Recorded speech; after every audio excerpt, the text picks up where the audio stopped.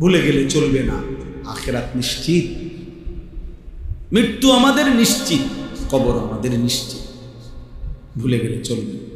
জাহান্নামের আযাব বড় ভয়ানক আযাব, বড় ভয়ানক আযাব।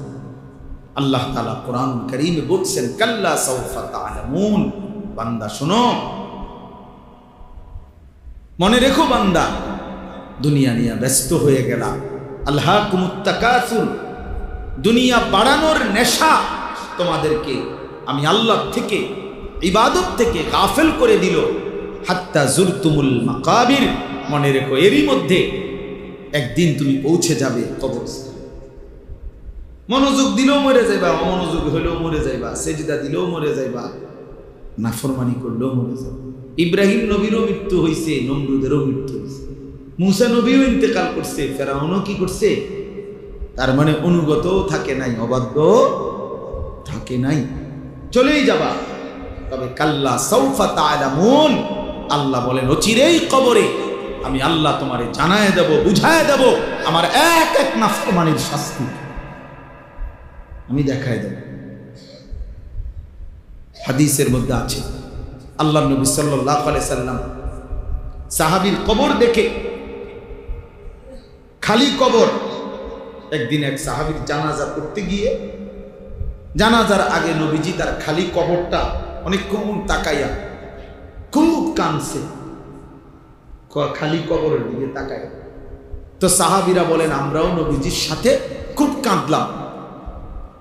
এরপরে কান্দা শেষে নবীজি চোখ মুছে বললেন, লিমিসলি হাযা ফাআইদু, আমার সাহাবীরা এমন কবরের জন্য তোমরাও প্রস্তুতি নাও,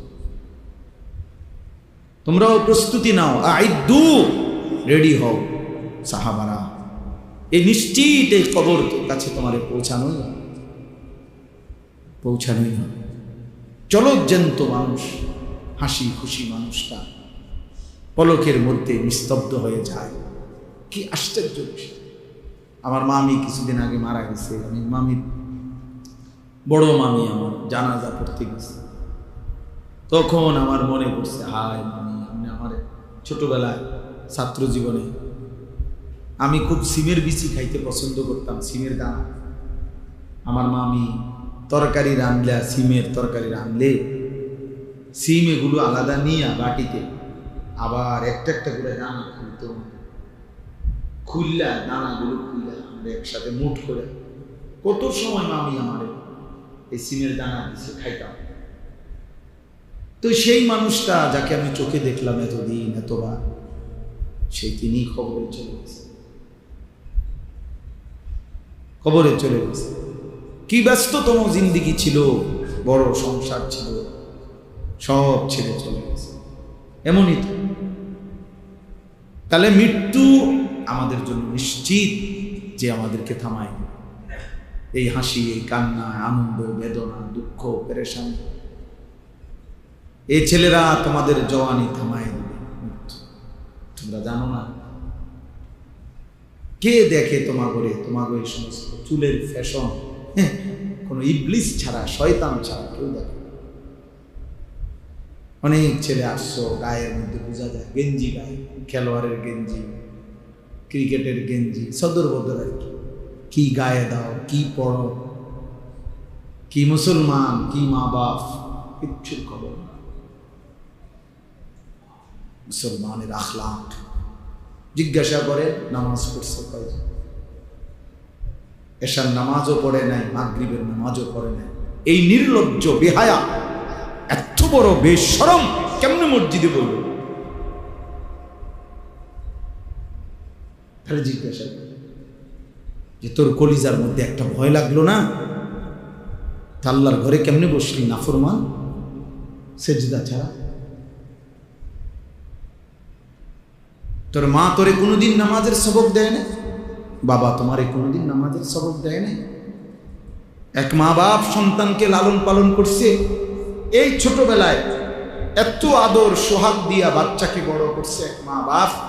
14 বছর 16 বছর বয়সে এই মা বাবা এই আশায় বড় করছে যে বয়ে বয়ে মোবাইল টিপবা, নারী দেখবা, ছবি দেখবা। হায় হায় জানোয়ার, এই জন্য তোর মা তোরে দুধ খাওয়ায় না। তুই মায়ের দুধের কলঙ্ক, মায়ের রক্তের কলঙ্ক।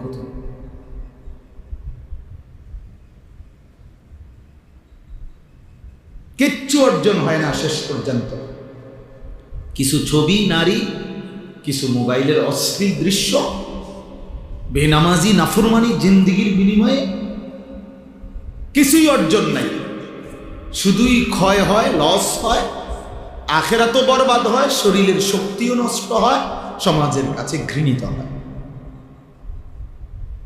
অফিকা উয়ুবুন ওয়ালিন্নাসে আয়ুনুন, আরবি ভাষার একটা প্রবাদ আছে, মনে রাখবে ছেলেরা, বাবা তোমরা মনে রাখবে। আরবিতে বলে যে তোমার মাঝে দোষ আছে, মানুষেরও চোখ আছে। তোমারও কি আছে? মানুষেরও কি আছে? তোমারও দোষ আছে, মানুষেরও চোখ আছে। অর্থাৎ মানুষ প্রত্যেকের ব্যাপারে একটা জিনিস মনে রাখবে, সামনে কিংবা পিছনে প্রত্যেককে তার কর্মের ভিত্তিতেই মূল্যায়ন করে। সামনে বলতে পারুক বা না পারুক, পিছনে হইল আপনার কর্ম যেটা আপনার মূল্যায়ন হবে না, আপনি ওইটাই। আমনের সুদখোর, আমনের মানুষে করবো মাশাআল্লাহ জোনায়েদ বাগদা দিয়ে নাও, আয় মানুষে চিড়া খায় আর আমনে ভাত খান। কথা বলেন না? বাটপারে বুঝি মানুষে করবো বেটা জোনায়েদ বাগদা দিয়ে, মানুষে বেউকুফ।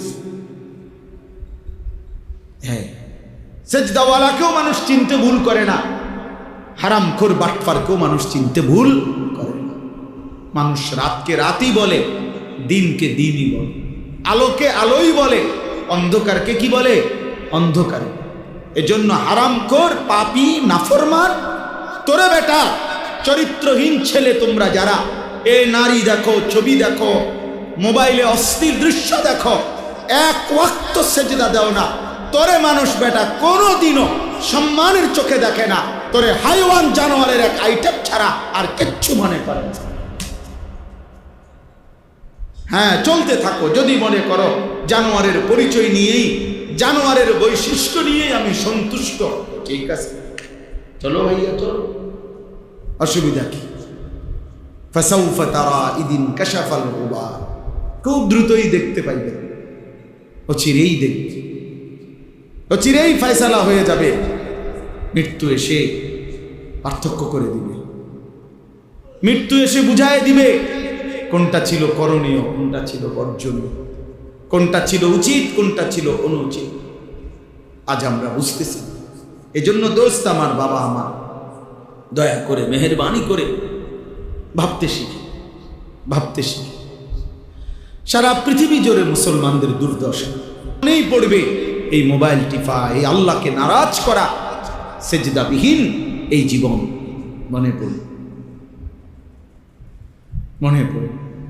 প্রতিবেশী যেহেতু গায়ে পড়ে ঝগড়া করতেছে, অতএব এটা খুব দ্রুতই ভয় হয় আমাদের এই চারদিকের প্রতিবেশী পরিকল্পিতভাবে ফ্যাসিস্ট জালেম যেদিন থেকে পলায়ন করছে, তারপর থেকে পরিকল্পিতভাবে ইচ্ছা করে গায়ে পড়ে মুসলমানদের উপরে জুলুম করতেছে।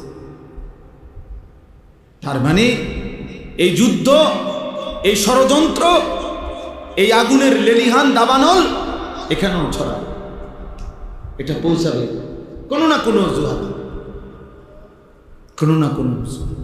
টিপতে থাকো মোবাইল, দেখতে থাকো নারীর ছবি। চলো ছেলেরা চুলের পেখম, চুলের ফ্যাশন করো, নারী দেখো, ছবি দেখো, অসুবিধা নেই। শুধু অপেক্ষা করো আল্লাহর আযাব কখন আসবে, আল্লাহর আযাব কখন আসবে। সময় গুনতে থাকে, সময় গুনতে থাকে। সবাই বেখবর, আমরা সবাই বেখবর। আমাদের বাবা, আমাদের মা, আমাদের অভিভাবকরাও বেখবর। সবাই ব্যস্ত। কি নিয়ে ব্যস্ত বুঝি না আমি।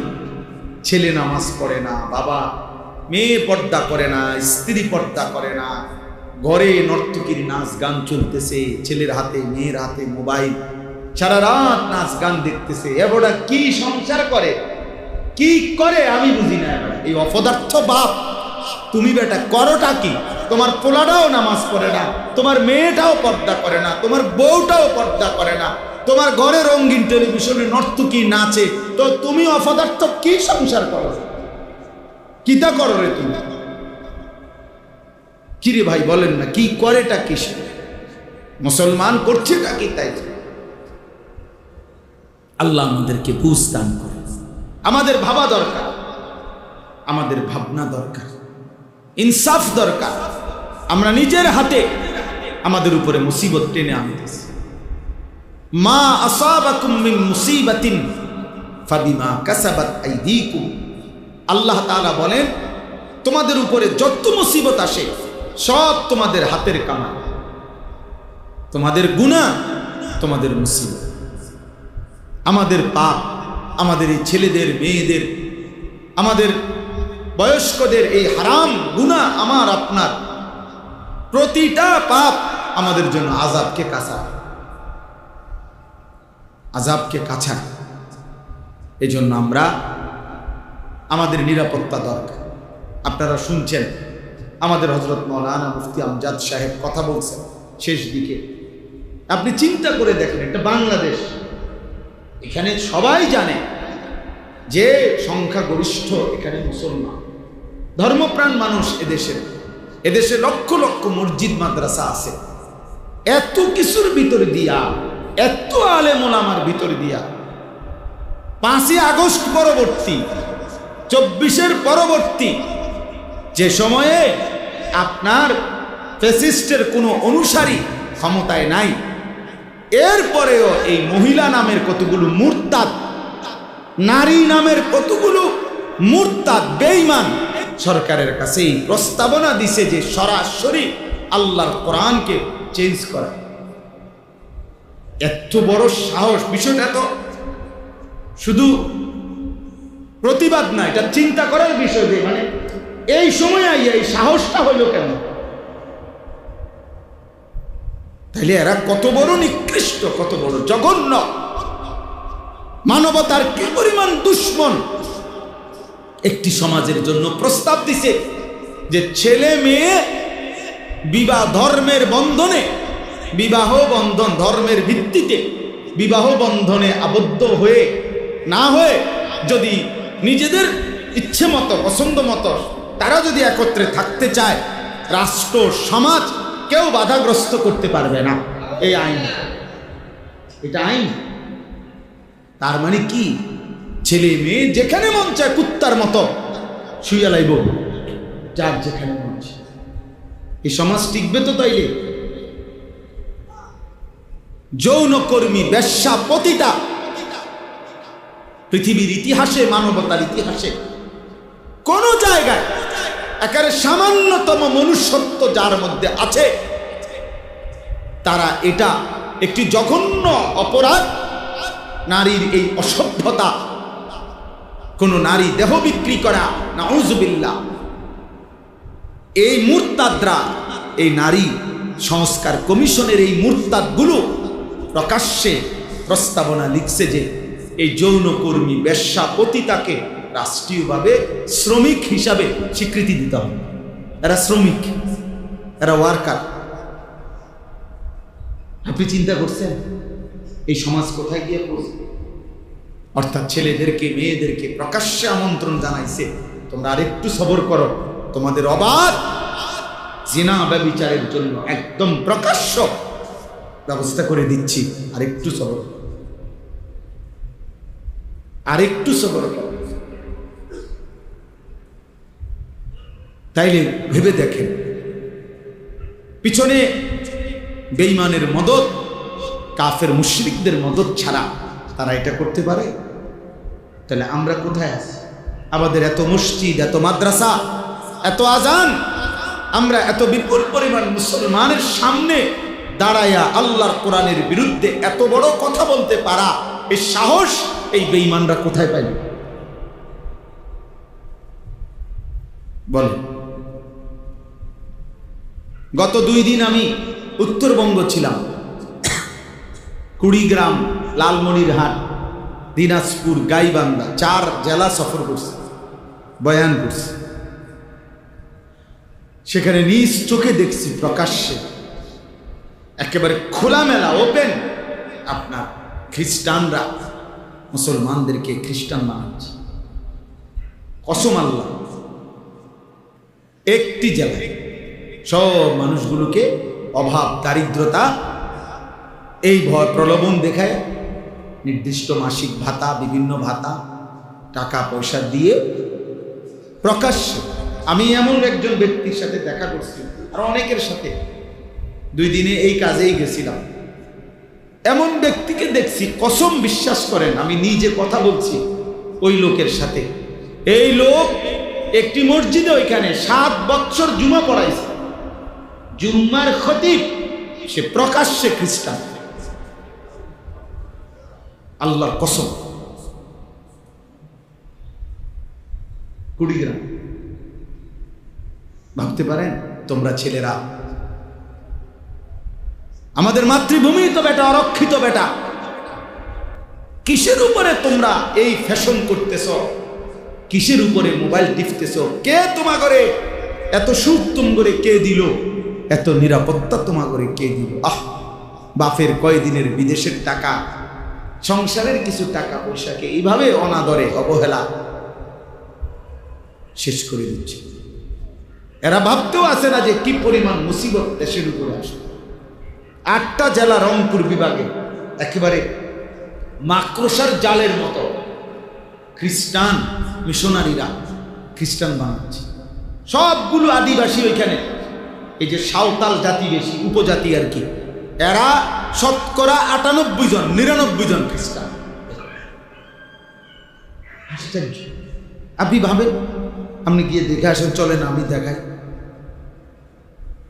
ভাবতে পারেন কাদিয়ানি, প্রকাশ্যে কাদিয়ানি বানাচ্ছে। বাংলাদেশে পঞ্চগড়ে কাদিয়ানিদের বিশাল এলাকা, আহমদনগর, এই গোলাম আহমদ কাদিয়ানির নাম, বিশাল বড় এরিয়া দখল করবে প্রকাশ্যে। আরেকখানে গেছি, আরেক বেঈমান, সে নাকি মুসলমান হয়, তার কিছু পীর বলে এমনি এলাকার ভণ্ডয় নিয়ম চালু করছে। আপনার একজন তার অনুসারী যারা মুরিদ, এগুলারে একজন আরেকজনের সালাম দিয়া, প্রথমে সালাম দেয়, দিয়ে আবার এরকম প্রণাম করে।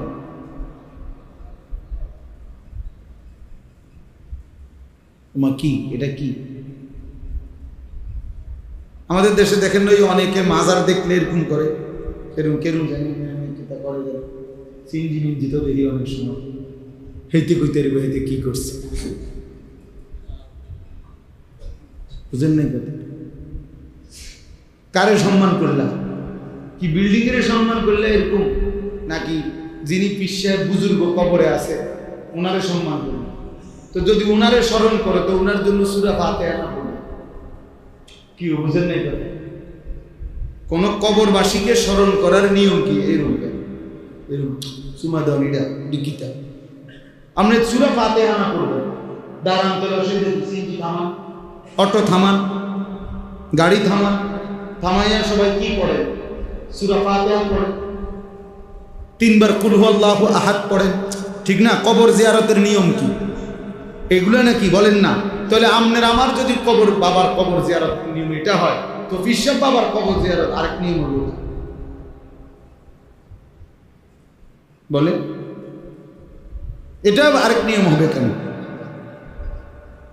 আল্লাহ আমাদেরকে মাফ করে দেন। এজন্য আমাদের জন্য এটা জরুরি।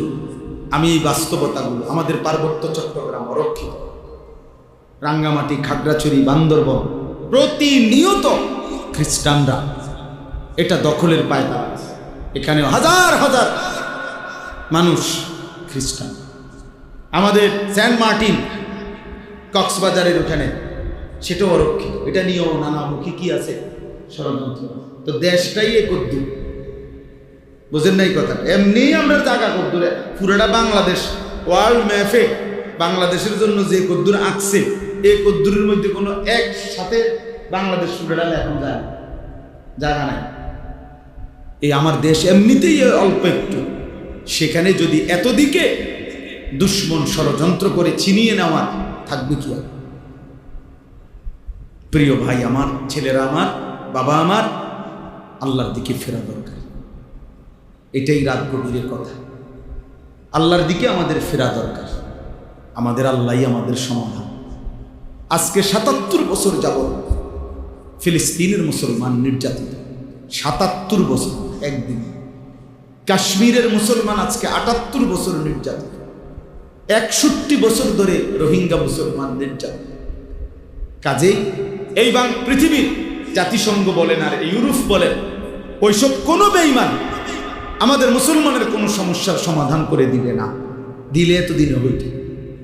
আমাদের সমাধান আমাদের আল্লাহ। আমাদের সমাধান আমাদের আল্লাহর আনুগত্য, আমাদের আল্লাহর কাছে ফিরে আসা, এটাই আমাদের সমাধান। আমরা সেজদা না দিলে, চোখের পানি না ফেললে, দোয়া না করলে আমাদের বিজয় আসবে। বুঝেন নাই কথাটা? তোমরা একটা ছেলে হলেও ভাই, আমি জানি সবাই একসাথে পরিবর্তন হবে না, কিন্তু একজনই ভাইব। যদি কেউ একজন বুঝো, আলহামদুলিল্লাহ। এই একজন দুইজন করেই প্রয়োজন পরিমাণ মুজাহিদ, আল্লাহর দ্বীনের জন্য জানবাদ সৈনিক তৈরি হয়ে যাবে। দেখেন ঠিক সময় মতো আল্লাহ তাআলা ইমানের বিজয়ের জন্য যাদেরকে দরকার, আল্লাহই তাদেরকে আলাদা পছন্দ করে নিবেন। আল্লাহই নিয়ে। হ্যাঁ, আর ওই অকর্মণ্য অপদার্থ, দুনিয়া লুভি, নাফরমান, ওই নাফরমানিতেই পড়ে, নাফরমানিতেই পড়ে থাকে। এজন্য আমাদের আল্লাহর দিকে ফেরা উচিত। আপনাদেরকে একটা উদাহরণ দিই, তাহলে বুঝবেন। বদরের যুদ্ধের দিন, সবাই জানি আমরা বদরের যুদ্ধের ঘটনা। নবী সাল্লাল্লাহু আলাইহি ওয়াসাল্লামের বদরের যুদ্ধের দিন নবীজি ৩১৩ জন সাহাবীকে আল্লাহ নবী সাল্লাল্লাহু আলাইহি ওয়াসাল্লাম যুদ্ধের ময়দানে যখন দাঁড় করাইছেন, হাদিসে স্পষ্ট আছে, বুখারীর রওয়ায়াত, আমি নিজে পড়াইছি, বুখারী শরীফের হাদিস। নবীজি সাল্লাল্লাহু আলাইহি ওয়াসাল্লাম ৩১৩ জন সাহাবীকে বলছেন, তোমরা দাঁড়াও, আমি না বললে যুদ্ধ শুরু করবা না। তো নবীজি কথা বলে পিছনের দিকে আসছে। পিছনে আইসা আল্লাহ নবী সাল্লাল্লাহু আলাইহি ওয়াসাল্লাম পাহাড়ের তলদেশে সমান জায়গায় সেজদা দিছে। ১ নম্বর, চোখের পানি ছেড়ে কান্না শুরু করছে, আর আল্লাহর কাছে একটা দোয়া করছে বারবার, আয় মাওলা, তোমার জাতের কসম মাওলা, আমার এই লোকে অল্প কয়জন, আমার মক্কার ১৩টা বছর আমি রক্ত ঝরিয়ে দিবা নিশি মেহনত করে আমি মদিনায় আসছি, আর এই মদিনার এই ৬ মাসের ব্যবধানে আজকে যুদ্ধ, আমার পুঁজিয়ে ৩১৩ জন, আমার লোক নাই, আমার আসেই এ কয়জন। এই হাদিসে আছে, নবী বলছে কাঁদতে কাঁদতে, সেজদা দিয়ে দোয়া করতেছে আর বলতেছে, আল্লাহুম্মা ইন তুহলিক হাযিহিল ইসাবা লান তু'বাদা ফিল আরদ। আয় মাওলা, আজ যদি আমার এই ছোট্ট কাফেলা ৩১৩ জন, এই কাফেলা যদি ধ্বংস হয়ে যায় আপনার দুশমনের হাতে, তাহলে আপনার এই জমিনে আপনার ইবাদত আর হবে না। কে করবে? আমারে আপনি বেইজ্জতি করেন না, আমারে আপনি অপমান করেন না মাওলা, আমার এই অল্প কয়েকজনকে আপনি ধ্বংস করেন। মাত্র ৮টা তরবারি, 2টা ঘোড়া, এই ছিল পুঁজি, আর কিচ্ছু নেই কারো কাছে, আর কিছু নেই। 8টা তরবারি ছিল 8 জনের হাতে, 2 জনের কাছে 2টা ঘোড়া ছিল, আর বাকিদের কাছে কিছুই ছিল। কিন্তু নবীজি কি করলেন? 3টা কাজ করলেন। 1, সেজদা দিলেন। কি দিলেন? 2, চোখের পানি ফেললেন। 3, দোয়া করলেন। এই সেজদা, চোখের পানি, দোয়া, এই 3 জিনিস নবীজি যখন পূর্ণ দিলেন, আল্লাহ তাআলা জিবরাইলকে পাঠাইলেন। পাঠিয়ে জিবরাইল বললেন, কোরআন নাজিল করলেন, ফাস্তাজাবা লাহুম রাব্বুহুম, বন্ধু আপনার দোয়া কবুল হয়ে গেছে। আন্নী মুমিদ্দুকুম বিআলফিন মিনাল মালাইকাতি মুরদিফিন। আল্লাহ বলেন, বন্ধু 1000 ফেরেশতা যুদ্ধের সাজে সজ্জিত আমি আপনার সাহায্যের জন্য পাঠাইলাম। তো এরপরে মুসলমানের বিজয়। তাহলে মুমিনের বিজয়, মুসলমানের বিজয় সেজদা। কিসে? চোখের পানি, চোখের পানি, দোয়া, দোয়া। আমাদের চোখের পানি, আমাদের সেজদা, আমাদের দোয়া, আমাদের জিহাদ, আমাদের কিতাল, আমাদের আল্লাহর জন্য জান দেওয়া, এটাই আমাদের বিজয়। এর মধ্যেই ইমানের বিজয়, মুমিনের বিজয় আসতেই হবে।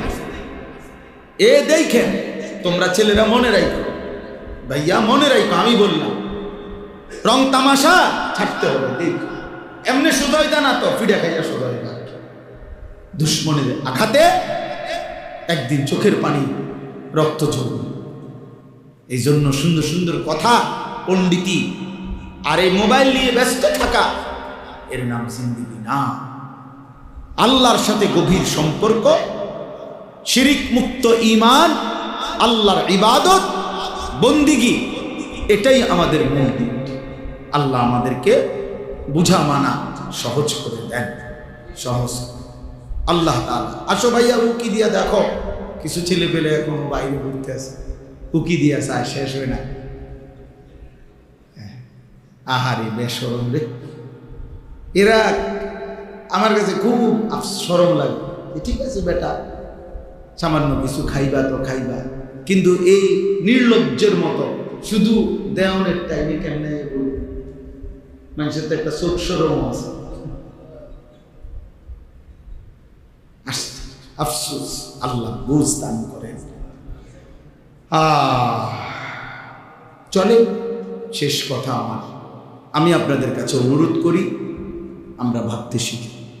আবার দেখ, এই ইচ্ছা করে এই নাস্তিক মুরতাদ মহিলাগুলো বাংলাদেশের এই 18 কোটি মুসলমানের বিরুদ্ধে চ্যালেঞ্জ করছে, তার মানে এরা বারবার দুশ্মন, আমাদেরকে শান্তিতে থাকতে দিবে না, বারবার উস্কায়, বারবার ঝগড়া বাজায়।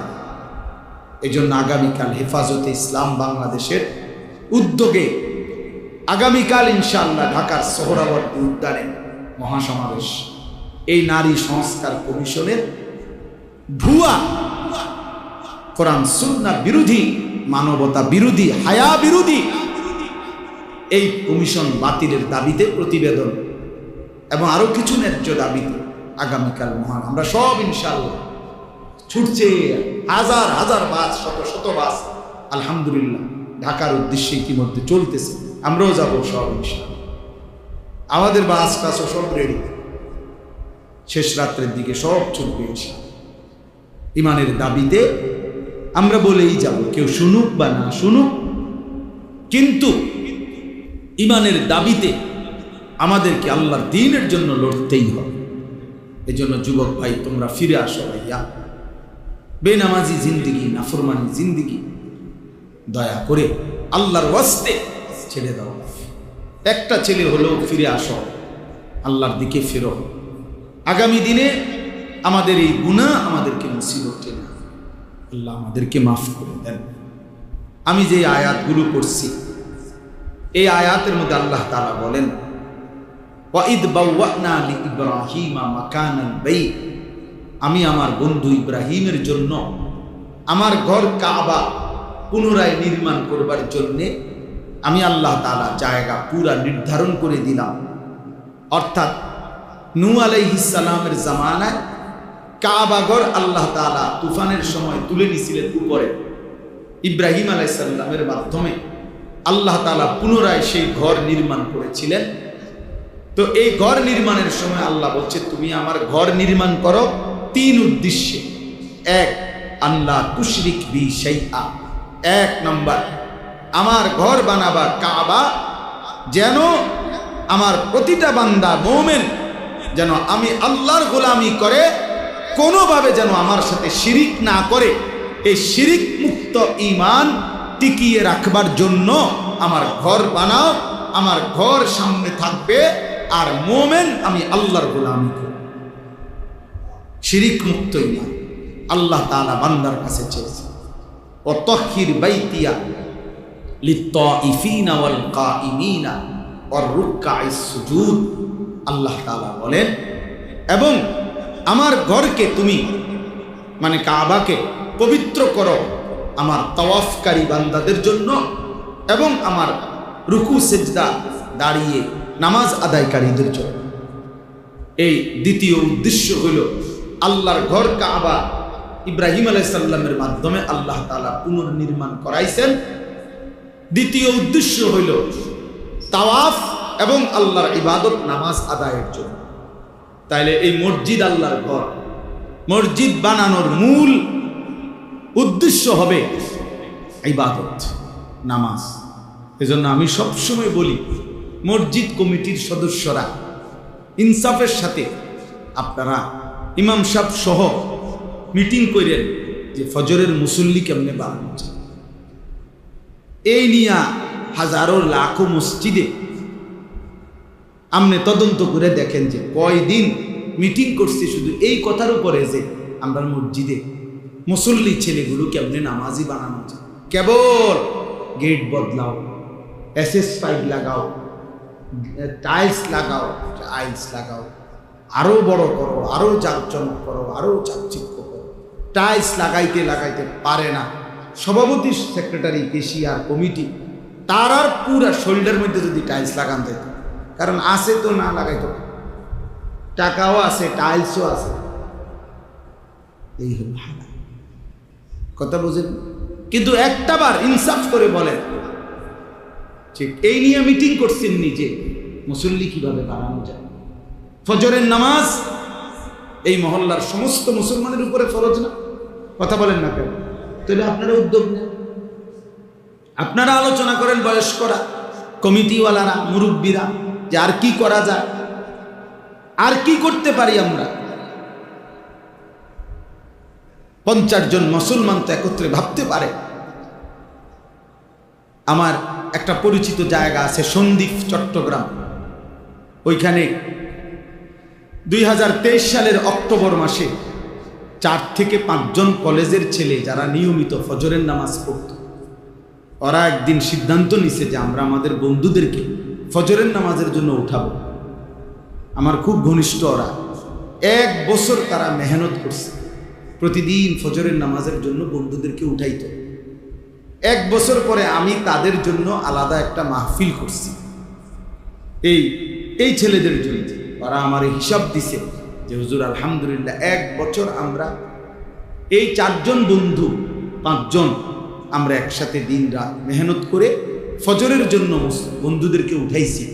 এখন লিস্টেড বরাবর 2024 সালের আইসা নভেম্বরের 19 তারিখ না যেন 20 তারিখে আমি মাহফিল করছিলাম, তারা আমার হিসাব দিছে প্রায় 4500 ছেলে 1 বছরে লিস্টিভুক্ত ফজরের নামাজ জামাতে। ইচ্ছা করলে সম্ভব? কথা বলেন না কেন? সম্ভব। একজন মুরব্বী জিম্মাদারি নেন যে আমি আমার নাতিরে উঠাম। আমি তো আলহামদুলিল্লাহ আমার 7 বছরের বাচ্চাকে প্রতিদিন ফজরের নামাজের জন্য আমি দাঁড়ানো থাকি, উঠাই, এরপরে মসজিদে। আজকে সকালেও একবার উঠাইয়া বসাইছি, আবার আমি উজু করে এসে দেখি আবার শুয়ে গেছি। বলছি না আব্বা ওঠো, আবার আব্বা উজু করে আসো, নামাজ পড়ে আবার শুয়ে আসি, আব্বা শুক্রবার অসুবিধা নাই, ঘুমাইতে পারবে। এক এক সময় এক একটা বলে উঠাইতে হবে আমার, এটা আমার জিম্মা। চেষ্টা করলে সম্ভব। 1000 বার বললে, বারবার বললে। আরে প্রয়োজনে যদি একটা বাপ তার সন্তানকে নামাজি বানানোর জন্য চোখের পানি ফেলে, তাইলেও সেই চোখের পানি আল্লাহর কাছে দামি হবে, দামি হবে।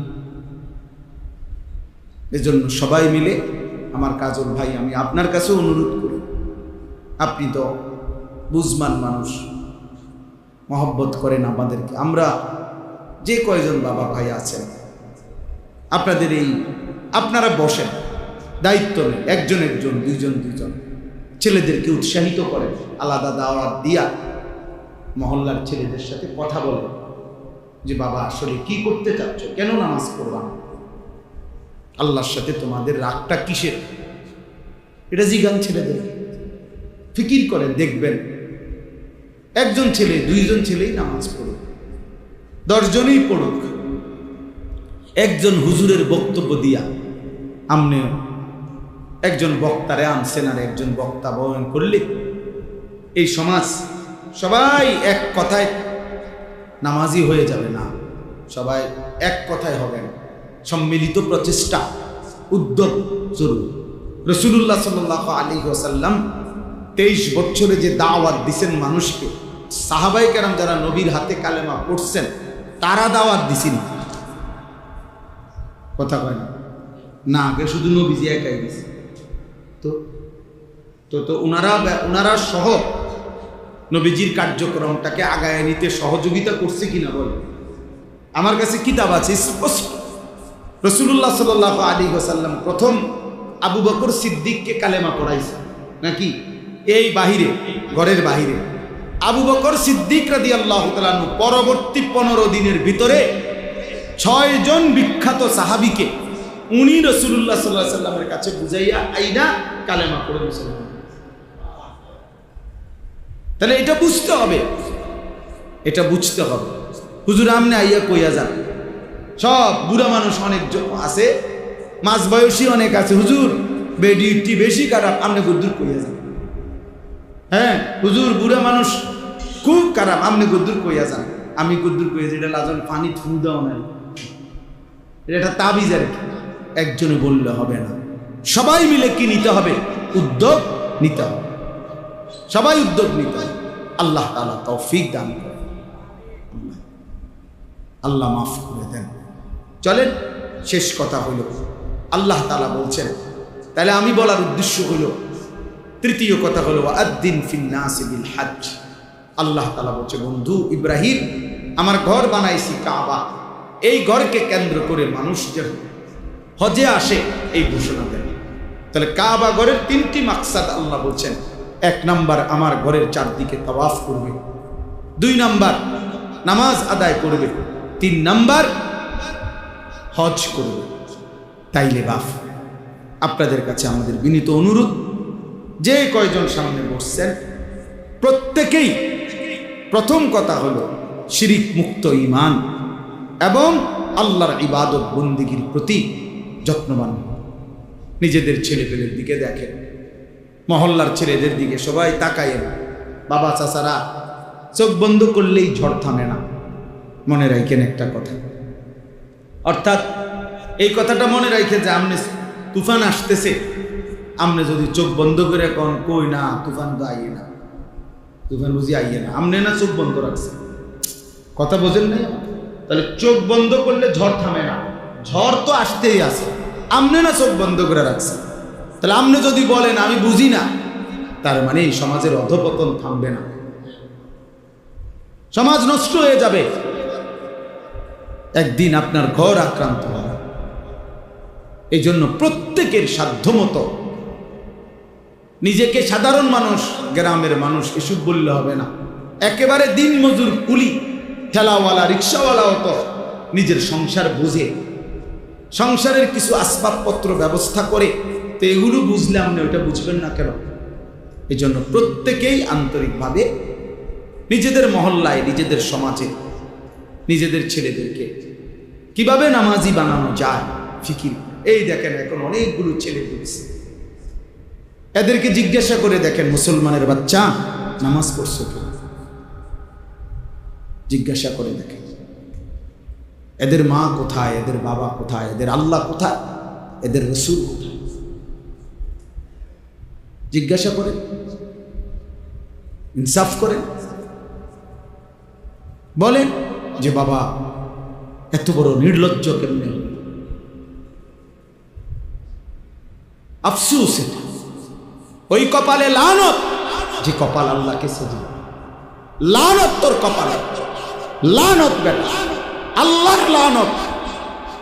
আল্লাহ কোরআনে বলছে, ইবলিস তুই আমারে সেজদা দিলি না, তোর উপরে আমি আল্লাহ। কোরআন শরীফের আয়াত কিনা? এই জন্য ছেলেরা মনে রাখো, খাও কোনো অসুবিধা নাই, খাও, পেশাব করো, পায়খানা করো, নারী দেখো, ছবি দেখো, জিনার ব্যভিচার দেখো, কিন্তু মনে রাখো ওই জিন্দিগি জানোয়ারের জিন্দিগি, যে জিন্দিগি সেজদা করে, ওই জীবন কুকুরের জীবন, যে জীবন আল্লাহর গোলামি করে। আল্লাহ আমাদেরকে বুঝ দান করেন, আল্লাহ আমাদেরকে মাফ করে দেন, আল্লাহ আমাদেরকে কবুল করে নেন। আমাদের ছেলেদেরকে ফিরাইতে হবে, আমাদের সন্তানদেরকে ফিরাইতে হবে। বাপ মারা যেভাবে খামখেয়ালি শুরু করছেন, এভাবে জাতি টিকবে না। হ্যাঁ, বেঁচে থাকবে কিন্তু মুসলিম পরিচয় থাকবে, এমনি বাচ্চা থাকবো আর কি, এমনি খাইবো পড়বো আর কি, দুনিয়া ভোগ করবে আর কি, কিন্তু একদিন গোটা ফ্যামিলির থেকে ইমানের পরিচয় চলে যাবে, কেউ আর চিনবে না আল্লাহ করে। কারণ এই যে ছেলেগুলো মনে করেন যে এক ওয়াক্ত নামাজ পড়ে না, সারা দিন রাত মোবাইলে নারী ছবি দেখে, তো আগামী 20 বছর পরে এদের জেনারেশন, এদের সন্তান, এরা বিবাহ শাদী করলে তার ফুতে তার জি কি শিখবে? কথা বলেন না ভাই, কি শিখবে? তার কাছ থেকে কি জানবে সে? আল্লাহ আমাদেরকে মাফ করে দেন, আল্লাহ তাআলা আপনাদেরকে কবুল করে নেন। আমরা আপনাদেরকে মহব্বত করি। এই গ্রামে আমাদের অনেক স্মৃতি আছে, মনিরের সাথে আমার অনেক বেশি সম্পর্ক, আরো অনেকেই, আপনাদের অনেককেই আমি চোখে চিনি, মুখে চিনি। আল্লাহ তাআলা সবাইকে কবুল করেন। আজকের এই মজলিস আল্লাহ তাআলা কবুল করে নেন।